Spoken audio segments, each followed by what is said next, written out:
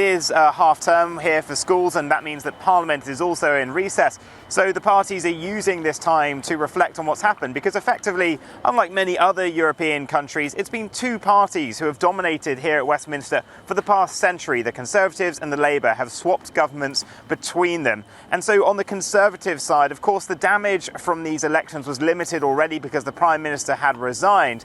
And now the direction for the future of the party is being battled out by the increasing number of candidates who are running. I think we're up to 9 now. We're expecting more to be announcing in the next few days. Sajid Javid, the current Home Secretary, announced last night.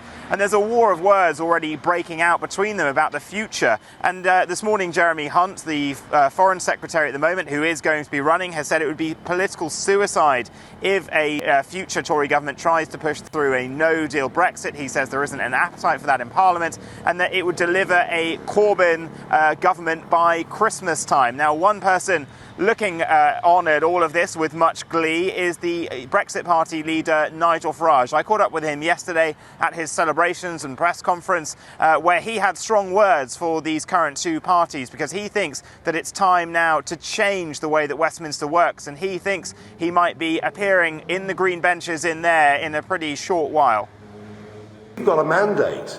We're going to be in Brussels. That's where the negotiations are going on as we head up towards this new deadline of the 31st of October.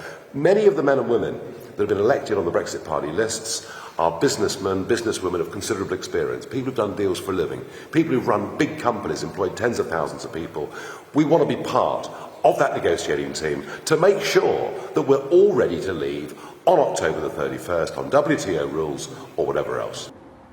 Well, what we're going to see from Nigel Farage and his cohort of MEPs, the biggest single-party group heading to the EU from any country, is that they're going to be disruptors. They're going to take the money that the EU provides them, they're going to use the platform to make big grandstanding speeches, and they're going to work towards trying to get Britain out of the EU. And also, I think they've got a by-election coming up here for the Peterborough seat. They might do quite well in that, and then we'll see. If we do crash into a general election at some point this year, we've seen in this campaign that Nigel Farage is very good at getting a quick national campaign together, which could cause some earthquakes here.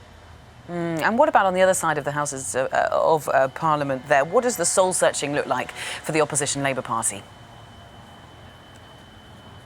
Well, over the weekend, Jeremy Corbyn turned 70, and he got a bit of a birthday present, because whilst Parliament is in recess, they didn't have their weekly Monday meeting, and the Labour Party is very unhappy with the campaign that it ran. It had those disastrous results, and it's already heard from some of the chief lieutenants, the likes of Emily Thornberry and Tom Watson, who are in the shadow cabinet, that the direction was wrong, that they need to come up with a simple message, which is that the party needs to back a second referendum and be backing Remain in that. We started to hear from John McDonnell, who is effectively Jeremy Corbyn's deputy, last night, that is the direction they will now tack. But Jeremy Corbyn is very reluctant to do that. We have seen that time and again since the party decided on that policy effectively at their last conference. He has been resistant to it. So we'll see just how far along he'll be brought on that one.